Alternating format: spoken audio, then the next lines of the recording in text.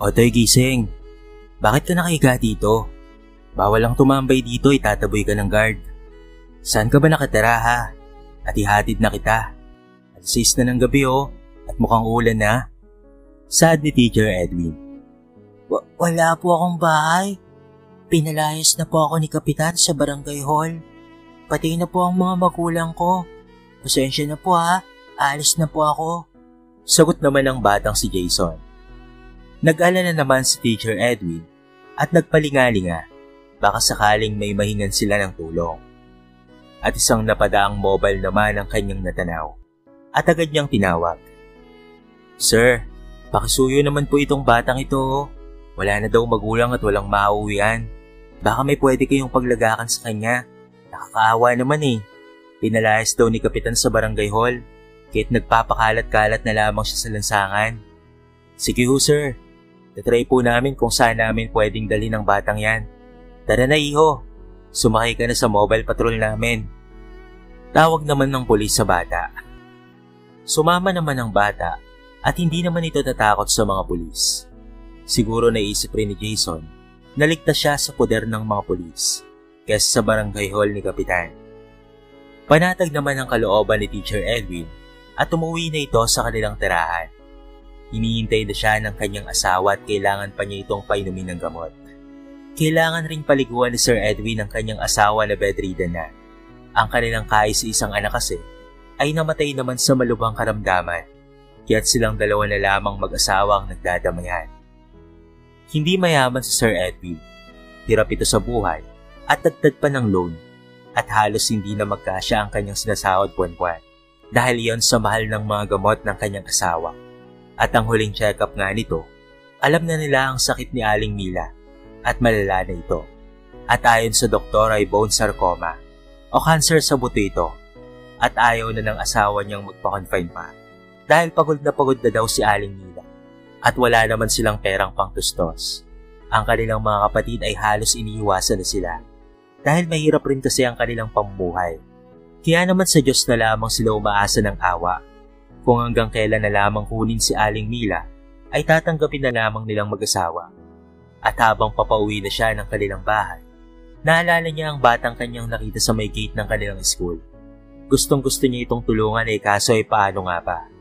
Paano nga ba niya gagawin ang bagay na yon? Halos ang kumakain lamang ng masarap ay ang kanyang asawa at siya ay nagtitiis sa sardinas at noodles. Kailangan niya yung gawin.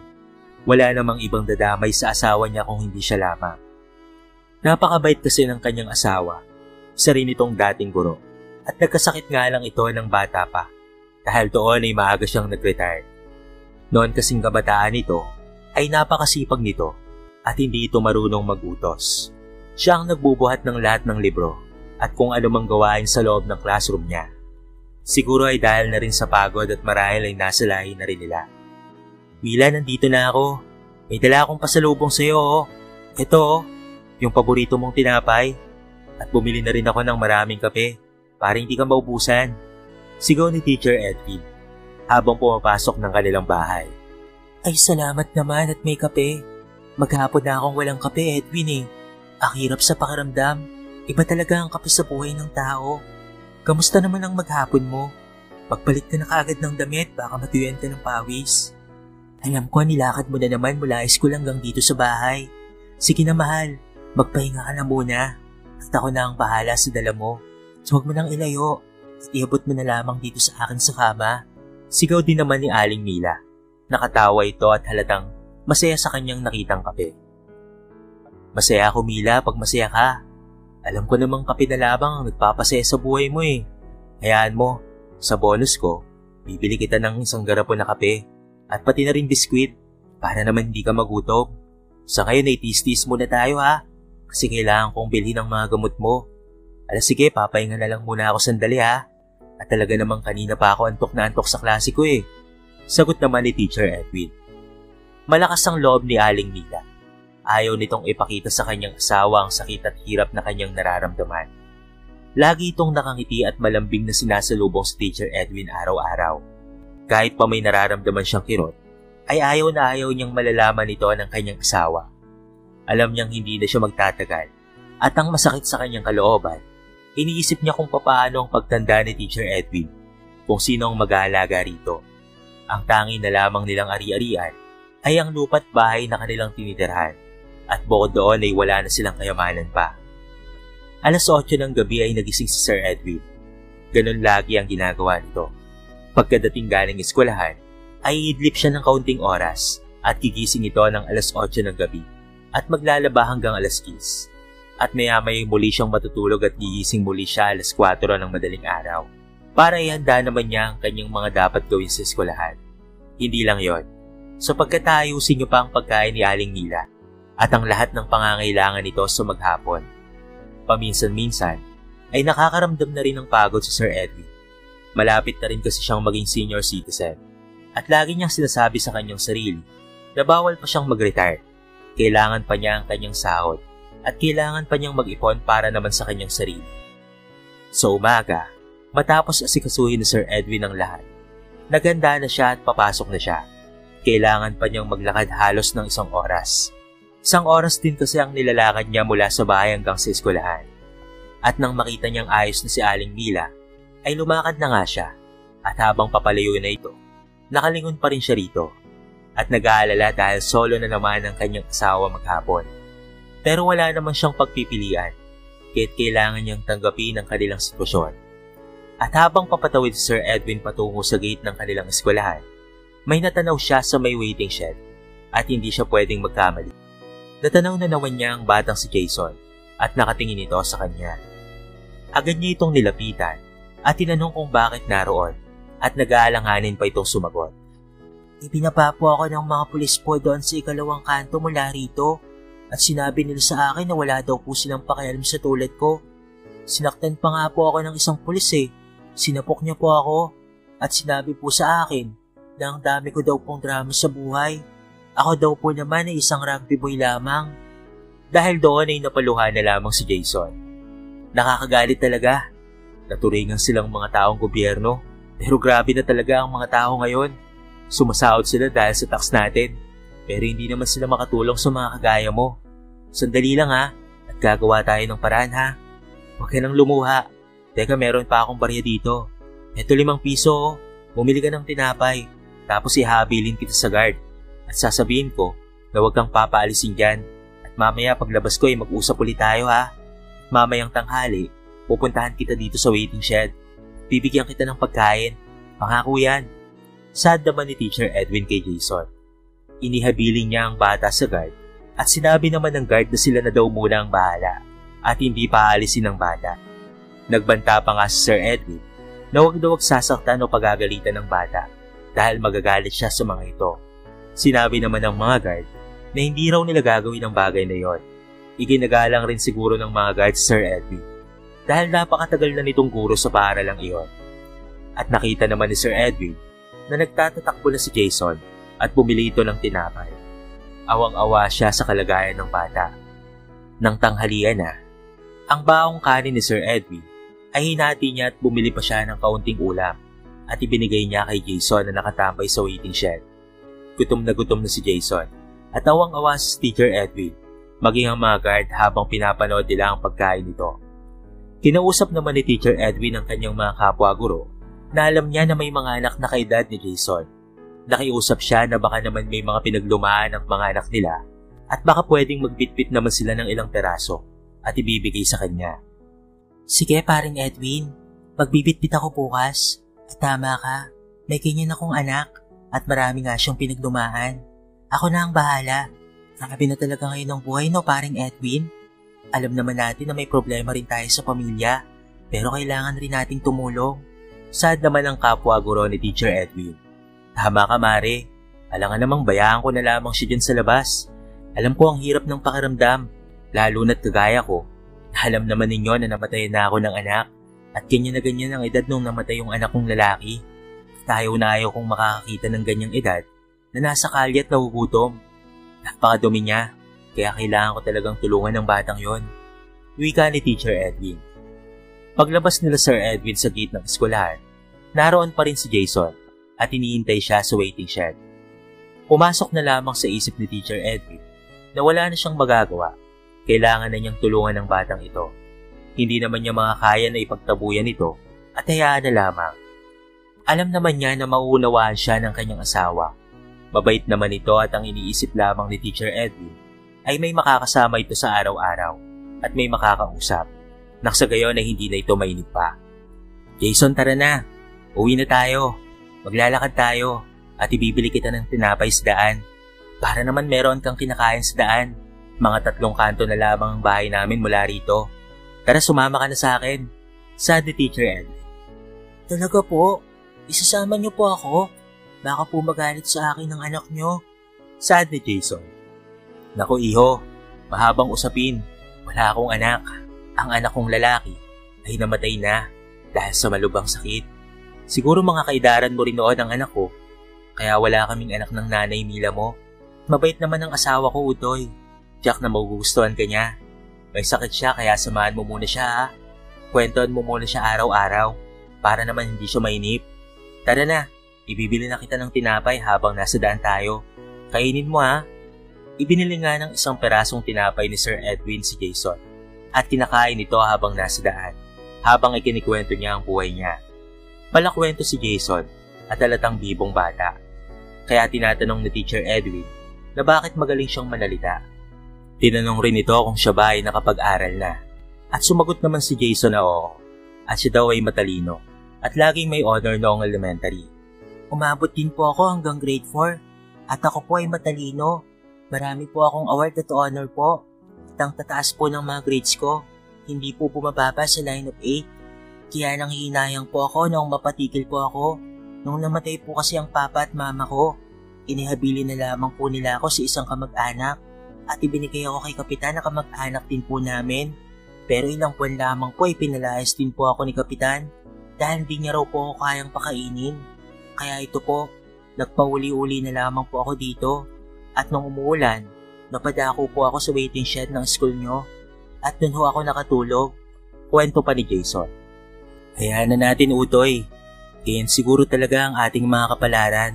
Kaya wala tayong magagawa kung hindi lumaban lamang at magdasal. Gusto mo bang mag-aral?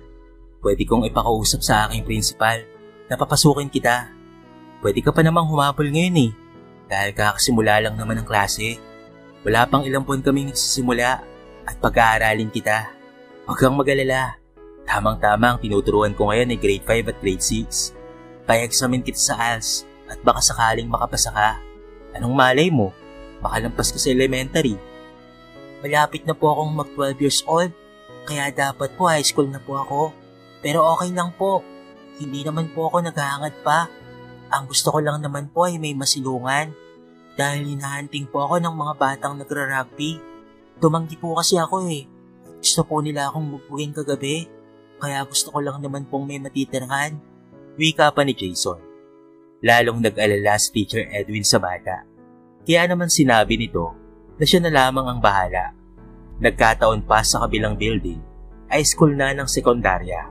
At kung makapasa man si Jason sa exam, pwede itong magsimula ng high school.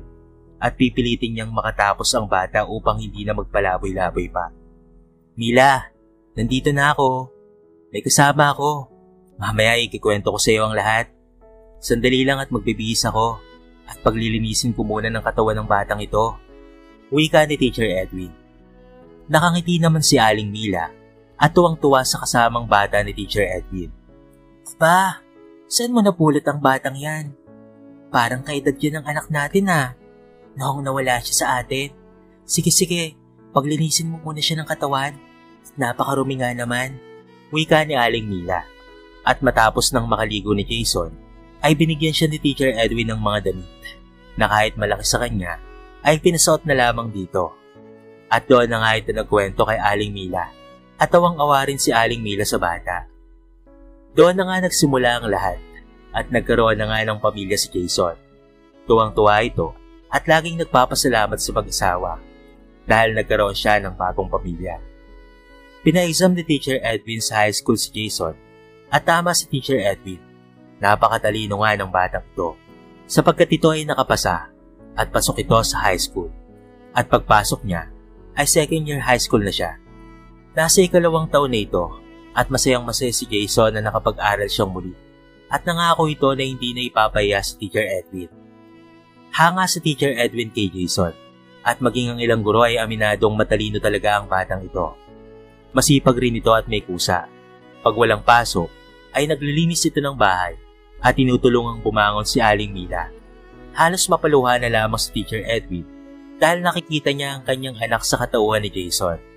Hanggang sa masanay na nga si Jason sa pangangalaga ng mag-asawa. At tuwang-tuwa si Teacher Edwin kapag ipinapakita nito ang kanyang mga grado na halos 90 pataas. At puring-puri ito ng mga guro dahil masipag daw at may kusa sa loob ng klase. Laging pinapasalamatan ni Jason si Teacher Edwin at walang katapusang pasasalamat ang lagi nitong sambit. Kahit hindi siya mabigyan ng malaking baon, ay masaya na si Jason sapagkat ang mahalaga sa kanya ay kumain sila ng 3 beses na maghapon. Nakita rin ni Teacher Edwin na sumisigla ang kanyang asawa dahil na rin sa dalang saya ni Jason. Pero sabi nga nila, may hangganan ng buhay ng tao at ilang taon pa ay bumigay na ang katawan ni Aling Mila at iniwan na sila nito. Tanggap naman ni Teacher Edwin na mangyari yon at masaya siya dahil nararanasan ni Aling Mila na magkaroon ulit ng anak. Malungkot na malungkot si Jason nang mawala si Aling Mila. Pero wala siyang magagawa sapagkat hindi niya naman kayang pagalingin ang sakit ng nanay-nanay niya. Ang mahalaga ay naiparamdam niya ang pasasalamat dito. Nakagraduate na nga ng high school si Jason na maraming karangalan ang natanggap. Halos nakailang panik ng stage si Teacher Edwin at proud na proud ito sa kanyang ampon. Nagpatulong na rin si Teacher Edwin sa mga kakilala niya na maging legal niyang anak si Jason at ilang taon din ang lumipas. Nakuha na niya ang tamang proseso. Dahil hindi kaya ni Teacher Edwin na pag-aralan si Jason sa kolehiyo, ay sa TESDA na lamang niya naisipang pagtapusin si Jason ng pag-aaral. At masayang-masaya naman si Jason dahil kahit papaano ay pwede siyang mangibang bansa dahil yon ang talaga namang pangarap niya. Dumaraan ang mga taon at umiidad na rin si Teacher Edwin at kailangan na rin niyang mag-retire. Kaya't sinabi niya kay Jason na kaya niya na ang kanyang sarili. Sinabi rin ni Teacher Edwin na hindi niya na kayang samahan pa ito sa mahabang panahon. Umiidad na siya at kailangan na ni Jason matutong mag-isa. Kaya hinayaan na lamang ni Teacher Edwin na umalis at mangibang bansa itong si Jason. Pinayagan niya ito at binigyan ng kalayaan at ginastusan ang pag-alis nito. Anak, hindi man kita kadugo. Alam ko naman na kaya mo na. Kaya sige na. Kung ano ang gusto mo at kung ano ang iyong pinapangarap sa buhay, ay gawin mo. Kung kaya mong mag-abroad, sige. At bibigyan kita ng pantustos. Nasa tamang edad ka na at alam mo na ang tama at mali. Sige na anak, magkasikaso ka na ng mga requirements mo. Saad ni Teacher Edwin. Itay, gagawin ko po ito para sa'yo. Gusto ko kasi na pagdating ng may edad ka na at hindi mo na kaya, ay may pera tayong pantustos. Kung magkasakit ka man, huwag kang mag-alala. Hindi kita pababayaan ha. Babalikan kita, pangako yan. Saad naman ni Jason. Pero nang makaalis si Jason patungong Saudi Arabia, hindi na ito nagparamdam pa kay Teacher Edwin. Hindi na naghangad pa ng kung ano ang matanda. Naisip na lamang niya na hindi niya kayang hawakan ito dahil nasa tamang gulang na. Ilang taon ding nawala si Jason. At hindi na kinontak pa si Teacher Edwin. Kaya naman napakalungkot ng buhay ni Teacher Edwin. Umiikot lamang ang buhay niya sa loob ng bahay at tanging ang kanyang retirement fee lamang ang kanyang ginagastos at halos kulang na ito sa kanyang gamot. May mga lumalabas na rin kasing karamdaman si Teacher Edwin at hirap na rin ito. Ang inaalala lamang niya ay walang iba kung hindi si Jason. Lagi niyang iniisip kung nasa mabuti ba itong kalagayan. At marami siyang katanungan kung bakit hindi na siya binalikan pa nito. Umabot na nga sa 80 ang edad ni Teacher Edwin at halos nakalimutan na nga niya pati ang anyo ni Jason. Ang iniisip na lamang niya na sana ay maabutan pa siya nitong buhay kung babalikan man siya ni Jason. Pag nakakaramdam ng sakit si Teacher Edwin, ay kumakatok siya sa kanyang mga kapitbahay at ipinibili ng kanyang sarili na sana ay tignan-tignan siya pag wala nang kumikibo sa loob ng bahay niya. At sinabi pa nito na baka siya ay wala na at may mga pinagbilinan rin si Teacher Edwin na mga kapwa niya guro. At sinabing sila na ang bahala kung sakaling siya ay mawala ng hininga. Pero isang araw Habang nakahiga si Teacher Edwin at hirap na bumangon dahil sa kanyang sakit sa tuhod. Pabalik-balik na kasi ang kanyang rayuma at taas baba na rin ang blood pressure niya. Nagulat siya nang biglang may nagsalita sa kanyang tabi at iyon ay walang iba kung hindi si Jason. Meron itong dalang anak at asawa. Jason, anak. Ikaw na ba yan, anak? Sino ang batang yan? Apo ko ba?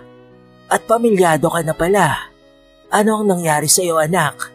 Bakit ngayon ka lang bumalik? Alalang-alala ako sa iyo. Akala ko hindi mo na ako babalikan pa. Kamusta ka na, anak? Sabik na sabik na wika ni Teacher Edwin. Itay, patawad ha. Hindi naman ako nagtagal sa ibang bansa dahil nakabuntis ako at kailangan ko siyang panagutan. Kaya heto, bumalik ako dahil naalala kita. Iniisip ko na baka matanda ka na at may sakit ka na at isa pa ay wala kang kasama. Kaya sinabi ng misis ko, napuntahan ka namin dito. Humihingi ako ng kapatawaran ni Tay.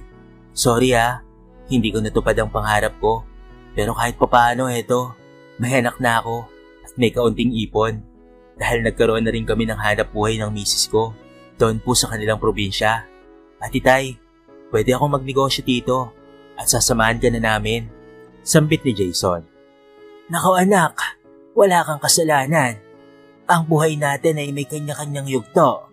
At ang kapalaran mo ay iyan. At isang biyaya ang magkaroon ng pamilya, anak. Ang saya-saya ko, anak, at may apo na ako. Tumulo lamang ang luha ni Teacher Edwin sapagkat alam niyang may kasama na siya at malakas na uli ang kanyang loob. Niyakap niya ang kanyang apo at maging ang misis ni Jason. At sinabi nitong ipinapamana niya ang lupa't bahay kay Jason at pagyamanin nila ito. Kaya naman masayang-masaya si Teacher Edwin maging ang asawa ni Jason at muli nga silang bumangon at nagsimulang muli. Kapiling ang batang makulit na anak ni Jason. Napuno ng tawanan ng loob ng bahay ni Teacher Edwin at muling sumigla si Teacher Edwin at lagi itong nagpapasalamat sa Diyos sapagkat naabutan pa siyang buhay ng kanyang ampon. Kaya naman tumagal pa ang buhay ni Teacher Edwin at nagsama-sama pa sila at nasaksihan pa niya ang dalawa pang anak ni Jason. Tay, mahal na mahal kita. Tandaan mo yan. Akala mo hindi na kita babalikan. Ayan, mag-alaga ka ngayon ng mga apo mo. Huwag mo po silang pababayaan habang nasa talyer po ako ha. Basta ang gusto ko lamang ay maging masaya ka at magtagal pa tayong magkakasama. At lagi mong tatandaan ni Tay na mahal ka namin. Hindi kita pababayaan. Bulong ni Jason sa kanyang itinuring ng parang tunay na ama.